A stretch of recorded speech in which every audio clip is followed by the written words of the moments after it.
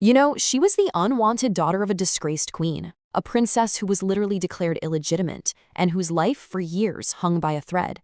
And yet, she would go on to rule for 44 years, defeat the world's greatest superpower, and give her name to an entire golden age. This is the incredible story of Elizabeth I, the survivor who became an absolute legend. So let's just dive right into that, because this is really the central question of her entire life, isn't it? Her journey from a political nobody to the all-powerful Gloriana is, it's one of the most remarkable comeback stories in all of history. It's just a masterclass in survival, raw intelligence, and pure force of will. To really get the queen, you have to first understand the girl. And trust me, her childhood was anything but a fairy tale. It was a brutal, up-close education in just how fragile power is and the deadly, deadly politics of the Tudor court. Just look at this timeline for a second. After her father, Henry VIII, died, the throne was basically a revolving door of chaos. First, her little brother Edward, then a blink-and-you'll-miss-it 9-day reign for Lady Jane Grey, followed by her devoutly Catholic half-sister, Mary, Bloody Mary. The point is, Elizabeth was never the guaranteed next in line. She was simply the last one left standing. And this is where it gets really personal. When she was just 2 years old, her mother, Anne Boleyn, was executed, and Elizabeth was stripped of her title as princess. Done. Later on, her own sister Mary, convinced she was plotting a rebellion, had her locked away in the infamous Tower of London. Every single day, she lived with the very real chance that she could be next on the chopping block. So when Elizabeth finally takes the throne in 1558, she doesn't inherit some peaceful, stable kingdom. Oh no, she inherits a nation that is tearing itself apart over religion. Her challenge wasn't just to rule, it was to somehow stop England from collapsing into a bloody civil war. And this, right here, just lays out the impossible situation she was in. On one side, you've got these strict Catholics demanding a full return to Rome. On the other, you have zealous Puritans who want to purge every last trace of Catholic tradition.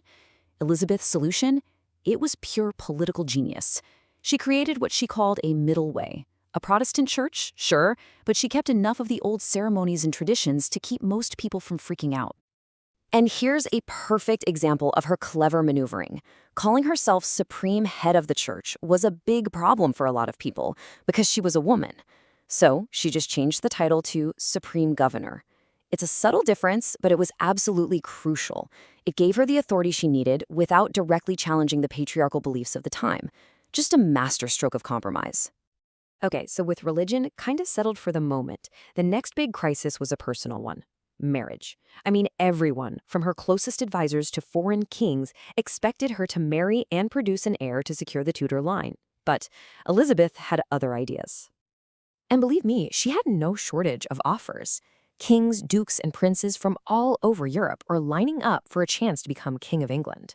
Even her childhood friend, Robert Dudley, was a serious contender. But Elizabeth was smart. She knew that marrying any one of them meant choosing a side.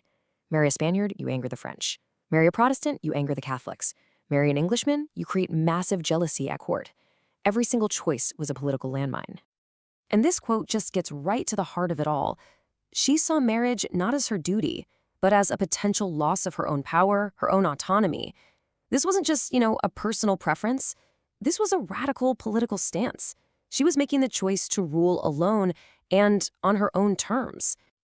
So here's the crucial thing she did. She took what everyone saw as her greatest weakness, being an unmarried woman, and she turned it into her ultimate political weapon. She wasn't single, no. She was married to England. Her subjects were her children. This powerful idea created this extraordinary cult of personality around her that inspired just intense loyalty. But, of course, her unique status as a Protestant, unmarried queen made her a massive target. For decades, her entire reign was basically defined by this constant battle against conspiracies from within and the threat of invasion from abroad. And the single greatest threat came from her own cousin, Mary, Queen of Scots. See, to Catholics all over Europe who saw Elizabeth as illegitimate, Mary was the true Queen of England. She became this living, breathing symbol for every single plot to overthrow Elizabeth. For nearly 20 years, Elizabeth kept her rival, Mary, alive, under house arrest. But the plots just kept coming, one after another. Her spymaster, Francis Walsingham, was relentless in uncovering them. And the final straw was something called the Babington Plot, where coded letters proved without a doubt that Mary had consented to Elizabeth's assassination. With a heavy heart, Elizabeth finally signed the death warrant for a fellow queen. The execution of Mary was the last straw for King Philip II of Spain. He pulled together the largest naval fleet Europe had ever seen, 130 ships, the so-called Invincible Armada, with one single goal: invade England and get rid of the Protestant queen for good. This was it, the ultimate showdown. So, as the Armada sailed for England, Elizabeth actually rode out to address her troops, and with these immortal words, she absolutely electrified the nation. This wasn't just a speech, it was this powerful declaration of defiance that forged this incredible bond between the Queen and her people, right at their moment of greatest danger. And incredibly, they won. The smaller, faster English ships, combined with these daring tactics like sending in fire ships, they completely broke the Armada's formation. And then, as if by miracle, these ferocious storms, what the English called a Protestant wind, scattered and destroyed what was left of the Spanish fleet. It was a stunning, shocking victory that cemented Elizabeth's legend and secured England's future as a major Protestant power. With the Spanish threat gone, the final decades of Elizabeth's reign saw this incredible flourishing of national confidence, of culture, and of power. This was the era that would forever and rightfully bear her name.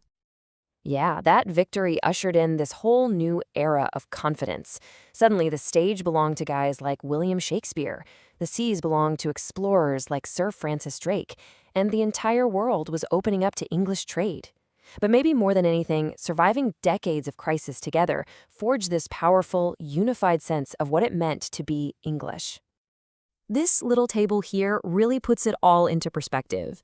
I mean, after the short, chaotic reigns of her siblings, just 6 years and 5 years, her 44 years on the throne provided this bedrock of stability that allowed the kingdom to not just survive, but to truly thrive. It was an era of unprecedented calm and progress.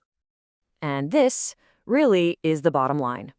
In a world that believed a woman was simply unfit to govern alone, Elizabeth proved every single one of them wrong. She ruled with an intelligence, a courage, and a political skill that rivaled any king before or after her. She was, in every sense of the word, her own monarch.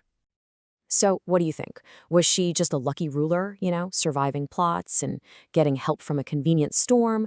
Or was she a true political genius who simply outsmarted all her rivals? The truth is probably somewhere in the middle. But what is absolutely undeniable is that the girl who wasn't even supposed to survive, let alone rule, ended up defining an age and changing the course of history forever.